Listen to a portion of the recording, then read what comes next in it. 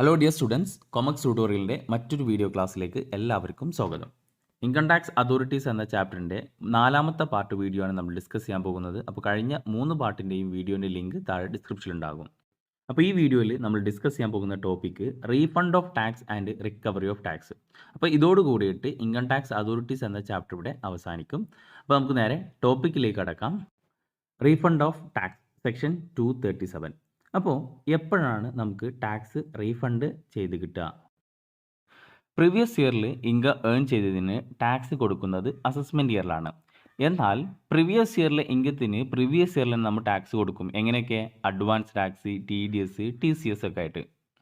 അപ്പോൾ ഇങ്ങനെ ടാക്സ് കൂടുതൽ കൊടുത്തിട്ടുണ്ടെങ്കിൽ എന്ന് വെച്ച് കഴിഞ്ഞാൽ നമ്മൾ നോർമൽ ടാക്സ് കൊടുക്കുന്നതിനേക്കാൾ കൂടുതൽ ടാക്സ് പേ ചെയ്തിട്ടുണ്ട് എങ്കിൽ ആ എക്സസ് ആയിട്ട് പേ ചെയ്ത എമൗണ്ട് അസസിക്ക് റീഫണ്ട് കിട്ടും.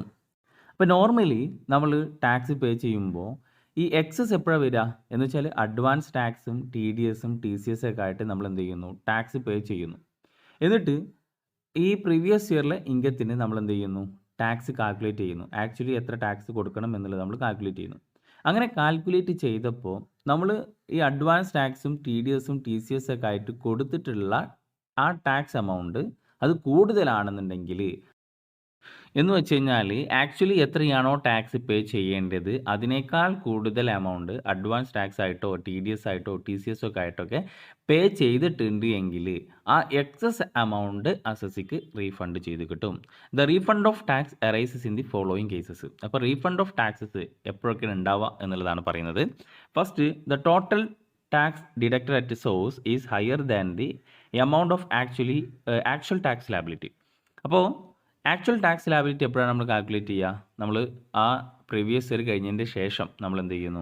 ആക്ച്വൽ ടാക്സ് ലാബിലിറ്റി കാൽക്കുലേറ്റ് ചെയ്യുന്നു. അങ്ങനെ ആക്ച്വൽ ടാക്സ് ലാബിലിറ്റി കാൽക്കുലേറ്റ് ചെയ്തപ്പോൾ നമ്മൾ ഓൾറെഡി TDS കൊടുത്തിട്ടുണ്ട്.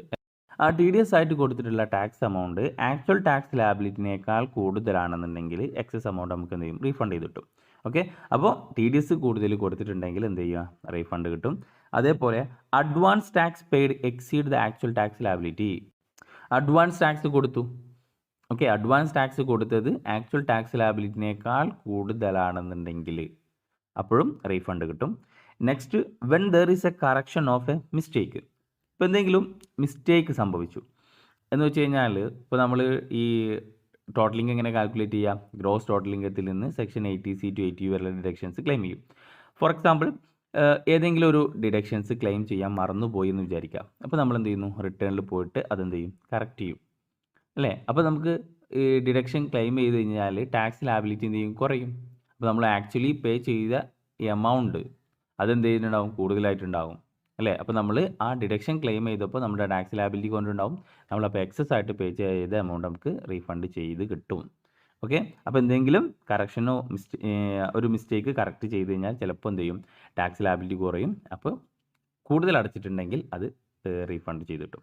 Next, relief for double taxation is granted. ഇപ്പോൾ ചില കേസിൽ ഡബിൾ ടാക്സേഷനൊക്കെ നമ്മൾ ചിലപ്പോൾ ഡബിൾ ടാക്സേഷനൊക്കെ കൊടുത്തിട്ടുണ്ടെങ്കിൽ അതെന്ത് ചെയ്യും? ആ ഡബിൾ ടാക്സേഷൻ ഗ്രാൻറ്റ് ചെയ്ത് കിട്ടും. അതെന്ത് ചെയ്യും? കുറച്ച് കിട്ടും. And last, when an order of judgement is passed in an appeal. ഇപ്പോൾ നമ്മൾ ഒരു ജഡ്ജ്മെൻറ്റ് പ്രകാരം, ബെസ്റ്റ് ജഡ്ജ്മെൻറ്റ് പ്രകാരം അല്ലെങ്കിൽ പ്രൊസീജിയർ ഓഫ് അസസ്മെൻറ്റ് നമ്മൾ പഠിക്കുന്നുണ്ട്. അപ്പോൾ അത് പ്രകാരം നമ്മൾ എന്ത് ചെയ്തിട്ടുണ്ട്? നമുക്ക് തോന്നുകയാണ് ആ ടാക്സ് കൂടുതലാണ് കൊടുത്തത് എങ്കിൽ നമുക്ക് കോടതിക്ക് എന്ത് ചെയ്യാം? ഒരു അപ്പീലിന് പോവാം. അപ്പോൾ കോടതിക്ക് ബോധ്യമാവുകയാണ് ആ അസസ്സി എക്സസ് ആയിട്ട് പേ ചെയ്തിട്ടുണ്ട്. അപ്പോൾ കോടതിക്ക് ബോധ്യമായിട്ടുണ്ട് എങ്കിൽ കോടതി എന്ത് ചെയ്യും? ഒരു ഓർഡർ കൊടുക്കും. എന്ന് വെച്ചാൽ എക്സസ് പേ ചെയ്തത് എന്ത് ചെയ്യാം? റീഫണ്ട് ചെയ്ത് കിട്ടാൻ വേണ്ടിയിട്ട്. ഓക്കെ, അപ്പോൾ ഈ ഒരു 5 സിറ്റുവേഷനിലാണ് ടാക്സ് റീഫണ്ട് ചെയ്ത് കിട്ടുക. അപ്പോൾ എന്താണ് റീഫണ്ട് ഓഫ് ടാക്സ് എന്നുള്ളത് ക്ലിയർ ആയിട്ടുണ്ടാവുമെന്ന് വിചാരിക്കുന്നു. ഇനി നെക്സ്റ്റ് ടോപ്പിക്കാണ് റിക്കവറി ഓഫ് ടാക്സ്. എന്താണ് റിക്കവറി ഓഫ് ടാക്സ് കൊണ്ട് ഉദ്ദേശിക്കുന്നത്? റിക്കവറി ഓഫ് ടാക്സ് ആ വേർഡിൽ നിന്ന് തന്നെ മനസ്സിലാക്കാം. ടാക്സ് റിക്കവർ ചെയ്യുന്നു അല്ലെങ്കിൽ ടാക്സ് പിടിച്ചെടുക്കുന്നു. ഇപ്പോൾ ഇൻകം ടാക്സ് അതോറിറ്റിക്ക് എന്തെങ്കിലും എമൗണ്ട് പേ ചെയ്യാനായിട്ട് നോട്ടീസ് വരികയാണെങ്കിൽ 30 ദിവസത്തിനുള്ളിൽ ആ എമൗണ്ട് പേ ചെയ്യണം. ഇനി അഥവാ ആ എമൗണ്ട് പേ ചെയ്തിട്ടില്ല എങ്കിൽ if the arrear of tax, interest, penalty or any other sum payable under this act can be recovered by the following modes. Income tax അതോറിറ്റിക്ക് ടാക്സ് അരിയർ കൊടുക്കാനുണ്ട്, അത് കൊടുത്തിട്ടില്ല, അതേപോലെ ഇൻട്രസ്റ്റ്, പെനാൽറ്റി, അങ്ങനെ വേറെ എന്തെങ്കിലും എമൗണ്ട് ഇൻകം ടാക്സ് അതോറിറ്റി കൊടുക്കാനുണ്ട്, പക്ഷേ അത് എന്ത് ചെയ്തിട്ടില്ല, 30 ദിവസത്തിൽ കൊടുത്തിട്ടില്ല എങ്കിൽ ഇൻകം ടാക്സ് അതോറിറ്റി എന്ത് ചെയ്യും, അത് നമ്മളിൽ നിന്ന് റിക്കവർ ചെയ്യും. ആ എമൗണ്ട് എങ്ങനെയൊക്കെയാണ് റിക്കവർ ചെയ്യുക എന്നുള്ളതാണ് പറയുന്നത്. The recovered by the following modes. First മെത്തേഡാണ് certificate to tax recovery officer. ഈ certificate to tax recovery officer എന്ന് പറയുമ്പോൾ ഇവിടെ when an assessee is in default in making payment of tax, ഏതെങ്കിലും ഒരു അസസി ടാക്സ് പേ ചെയ്യുന്നതിൽ മിസ്റ്റേക്ക് വരുത്തി കഴിഞ്ഞാൽ, ഡിഫോൾട്ട് ആയി കഴിഞ്ഞ് കഴിഞ്ഞാൽ, the tax officer will draw up certificate. Tax officer എന്ത് ചെയ്യും, ഒരു സ്പെസിഫൈഡ് ഫോർമാറ്റിൽ, നിശ്ചിത ഫോർമാറ്റ് ഉണ്ട്, ആ ഫോർമാറ്റിൽ ഒരു സർട്ടിഫിക്കറ്റ് ഇഷ്യൂ ചെയ്യും. അതിലെന്ത് സ്പെസിഫൈ ചെയ്തിട്ടുണ്ടാവും, the amount of arrear due from the assessee and shall be proceed to recover. അതിൽ ഈ അസസിയുടെ കയ്യിൽ നിന്ന് ഇത്ര എമൗണ്ട് ടാക്സ് ആയിട്ട് കിട്ടാനുണ്ട് അല്ലെങ്കിൽ പെനാൽറ്റി ആയിട്ട് കിട്ടാനുണ്ട്, അതെന്ത് ചെയ്യുന്നു, റിക്കവർ ചെയ്യാനുള്ള നടപടിക്രമങ്ങൾ എടുക്കുന്നു. അത് എങ്ങനെയൊക്കെയാണ് ആ റിക്കവർ ചെയ്യുന്നത്? The first one, attachment and sale of the assessee's movable property. അസസിയുടെ മൂവബിൾ പ്രോപ്പർട്ടി മേലെ അത് അറ്റാച്ച് ചെയ്യുന്നു, എന്നിട്ട് ആ മൂവബിൾ പ്രോപ്പർട്ടി വിൽക്കുന്നു. അങ്ങനെ വിറ്റ് കിട്ടുന്ന ക്യാഷ് എന്ത് ചെയ്യുന്നു, അതിലൂടെ ആ ടാക്സ് റീഫണ്ട് ചെയ്യുന്നു, ആ ടാക്സ് റിക്കവർ ചെയ്യുന്നു. ഓക്കെ, അപ്പോൾ അസസിൻ്റെ കയ്യിൽ കാറോ ഫർണിച്ചറോ അല്ലെങ്കിൽ വേറെ എന്തെങ്കിലും മൂവബിൾ പ്രോപ്പർട്ടി ഉണ്ടെങ്കിൽ അസസിങ് ഓഫീസർ അതെന്ത് ചെയ്യുന്നു, വിൽക്കുന്നു അല്ലേ. ആ മൂവബിൾ പ്രോപ്പർട്ടി വിറ്റാൽ കിട്ടുന്ന ക്യാഷ് അത് ഉപയോഗിച്ചിട്ട് ടാക്സ് റിക്കവർ ചെയ്യാം. Then attachment and sale of assessee immovable property. അസസിയുടെ ഇമ്മൂവബിൾ പ്രോപ്പർട്ടി ഉണ്ട് എങ്കിൽ, ഇപ്പോൾ ലാൻഡ്, ബിൽഡിങ്, അപ്പോൾ അതെന്ത് ചെയ്യാം, അറ്റാച്ച് ചെയ്തിട്ട് അത് സെയിൽ ചെയ്യാം, അങ്ങനെ കിട്ടുന്ന ക്യാഷ് കൊണ്ട് ടാക്സ് റിക്കവർ ചെയ്യാം. നെക്സ്റ്റ് പറയുന്നത് the arrest of the assessee and his detention in prison. ഈ അസസി എന്ത് ചെയ്യുന്നു, അറസ്റ്റ് ചെയ്യുന്നു, അത് ജയിലാക്കുന്നു, അങ്ങനെ ശിക്ഷാ നടപടികൾ കൊടുക്കുന്നു. ദെൻ നെക്സ്റ്റ് പറയുന്നത് appointing A receiver for the management of the assessee's movable and immovable properties. ഇപ്പോൾ ഒരു അസസിയുടെ മൂവബിൾ പ്രോപ്പർട്ടിയോ ഇമ്മൂവബിൾ പ്രോപ്പർട്ടിയോ മാനേജ് ചെയ്യാൻ വേണ്ടിയിട്ട് ഒരു റിസീവർ അപ്പോയിൻറ്റ് ചെയ്യുന്നു. അപ്പോൾ ഈ റിസീവർ എന്ത് ചെയ്യുന്നു, ഈ അസസിയുടെ movable and immovable property manage ചെയ്യുന്നു, അതിലൂടെ ഇൻകം റൈസ് ചെയ്യുകയാണെങ്കിൽ ആ ഇൻകം ടാക്സ് റിക്കവർ ചെയ്യാൻ വേണ്ടിയിട്ട് ഉപയോഗിക്കുന്നു. ഓക്കെ, അപ്പോൾ ഇങ്ങനെയാണ് first method, certificate to tax recovery officer. Tax recover ചെയ്യാനുള്ള മറ്റൊരു മെത്തേഡാണ് അതർ മോഡ്സ് ഓഫ് റിക്കവറി. ഈ അതർ മോഡ്സ് ഓഫ് റിക്കവറി പ്രകാരം the assessing officer may recover the tax by any one of the following modes. അപ്പോൾ ഏതൊക്കെ രീതിയിലാണ് ഈ assessing officer tax recover ചെയ്യുക എന്നുള്ളത് നോക്കാം. ഫസ്റ്റ്, അറ്റാച്ച്മെൻറ്റ് ഓഫ് സാലറി കൂടെ അറ്റാച്ച് ചെയ്യും. എന്ന് വെച്ച് കഴിഞ്ഞാൽ recovery officer may require the employer to deduct any arrear of tax from salary income.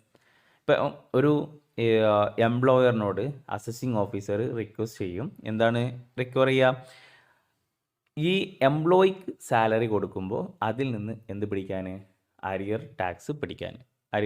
Tax arrear ഉണ്ടെങ്കിൽ അത് എത്രയാണോ എമൗണ്ട്, ആ എമൗണ്ട് എന്ത് ചെയ്യും, അത് പിടിച്ചിട്ട് ബാക്കി കൊടുത്താൽ മതി എന്ന് ആരോട് പറയും, എംപ്ലോയറോട് പറയും.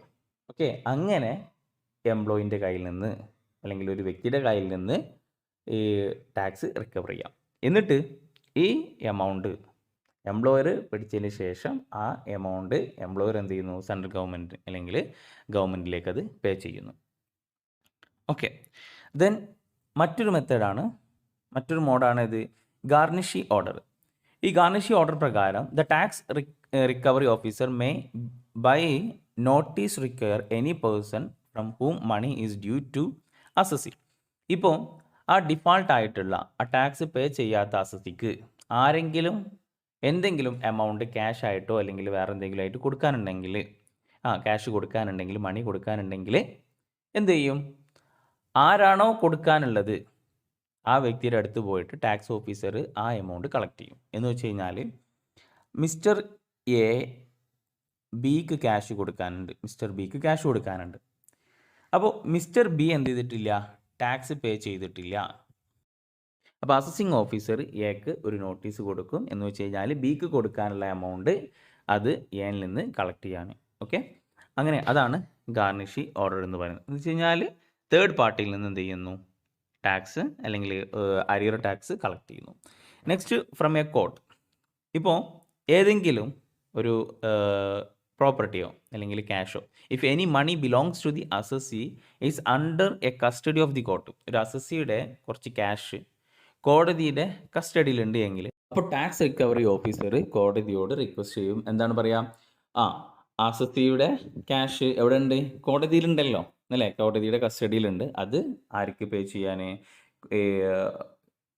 ടാക്സ് റിക്കവറി ഓഫീസറിന് പേ ചെയ്യാൻ. ഇന്ന കാരണങ്ങൾ പറഞ്ഞിട്ട് അതെന്ത് ചെയ്യും? ടാക്സ് റിക്കവറി ഓഫീസർ ആ മണി കോടതിയുടെ കസ്റ്റഡിയിലുള്ള അസസിങ് ഓഫീസറിൻ്റെ ക്യാഷ് എന്ത് ചെയ്യും? ടാക്സ് റിക്കവറി ഓഫീസർ റിക്കവർ ചെയ്യും. The next sale of movable property. ഏതെങ്കിലും മൂവബിൾ പ്രോപ്പർട്ടിനെ ഏതെങ്കിലും വിറ്റിട്ട് അല്ലേ, the tax recovery officer may recover any arrear of tax by selling movable property. അപ്പോൾ മൂവബിൾ പ്രോപ്പർട്ടി ഉണ്ടെങ്കിൽ അത് വിറ്റിട്ട് എന്ത് ചെയ്യും? ടാക്സ് റിക്കവറി ഓഫീസർ അത് ടാക്സ് റിക്കവറി ചെയ്യും. ഓക്കെ, അപ്പോൾ ഇതൊക്കെയാണ് ഈ ഒരു 4 മോഡാണ് അതർ മോഡ്സ് ഓഫ് റിക്കവറിയിൽ പറയുന്നത്. ദെൻ മൂന്നാമത്തതാണ് ഇത് recovery through state government. State government വഴി എന്ത് ചെയ്യുന്നു? ടാക്സ് റിക്കവർ ചെയ്യുന്നു. If the recovery of tax in area has been entrusted in a state government, the state government may direct to the local authority of the area that the arrear of tax due from the assessee may be recovered in the same manner under the recovery of municipal tax. ഇപ്പോൾ ശരിക്കും ഈ income tax collect ചെയ്യുന്നത് central government ആണ്. അപ്പോൾ central government state government മുഖേന tax എന്ത് ചെയ്യുന്നു? Recover ചെയ്യുന്നു. അപ്പോൾ ഏതെങ്കിലും ഏരിയ സ്റ്റേറ്റ് ഗവൺമെൻറ്റിൻ്റെ ഇൻട്രസ്റ്റഡ് ഉള്ള ഏരിയയിലുണ്ടെങ്കിൽ സ്റ്റേറ്റ് ഗവൺമെൻറ് എന്ത് ചെയ്യുന്നു? അത് ലോക്കൽ അതോറിറ്റിയോട് പറയുന്നു. അപ്പോൾ ലോക്കൽ അതോറിറ്റി അത് എന്ത് ചെയ്യുന്നു? ആ അരിയറുള്ള ടാക്സ്, ഓക്കെ, അരിയറുള്ള ടാക്സ് എന്ത് ചെയ്യുന്നു? ലോക്കൽ അതോറിറ്റി മുഖേന ആ അസസിയുടെ കയ്യിൽ നിന്ന് റിക്കവർ ചെയ്യുന്നു. അതെങ്ങനെ റിക്കവർ ചെയ്യാം? അപ്പോൾ നമ്മൾ മുനിസിപ്പൽ ടാക്സ് ഒക്കെ റിക്കവർ ചെയ്യുന്നത് പോലെ തന്നെ മുനിസിപ്പാലിറ്റിയോ അല്ലെങ്കിൽ പഞ്ചായത്തോ അങ്ങനെയുള്ള അവിടെ നിന്നുള്ള അധികാരികൾ വന്നിട്ട് എന്ത് ചെയ്യും? ഇൻകം ടാക്സ് കളക്ട് ചെയ്യും, ഒക്കെ റിക്കവർ ചെയ്യും. ഓക്കെ, അപ്പോൾ ഇതാണ് ഈ മൂന്നാമത്തെ modes, recovery through state government. അപ്പോൾ recovery of tax and refund of tax ഈ ഒരു ടോപ്പിക് ഇവിടെ അവസാനിക്കുകയാണ്. അപ്പോൾ ഇൻകം ടാക്സ് അതോറിറ്റി എന്ന ചാപ്റ്റർ ഇവിടെ അവസാനിക്കുന്നു. നമുക്ക് ഇനി നെക്സ്റ്റ് ക്ലാസ്സിൽ അസസ്മെൻറ്റ് പ്രൊസീജിയറാണ് ഡിസ്കസ് ചെയ്യാനുള്ളത്. അപ്പോൾ നിങ്ങൾക്ക് ഈ വീഡിയോസ് ക്ലാസ് ഇഷ്ടപ്പെടുകയാണെന്നുണ്ടെങ്കിൽ, ഉപകാരപ്രദമാണ് എന്ന് തോന്നുകയാണെങ്കിൽ നിങ്ങളുടെ കൂട്ടുകാരിലേക്ക് എത്തിക്കുക. Thank you for watching. Will see in next class.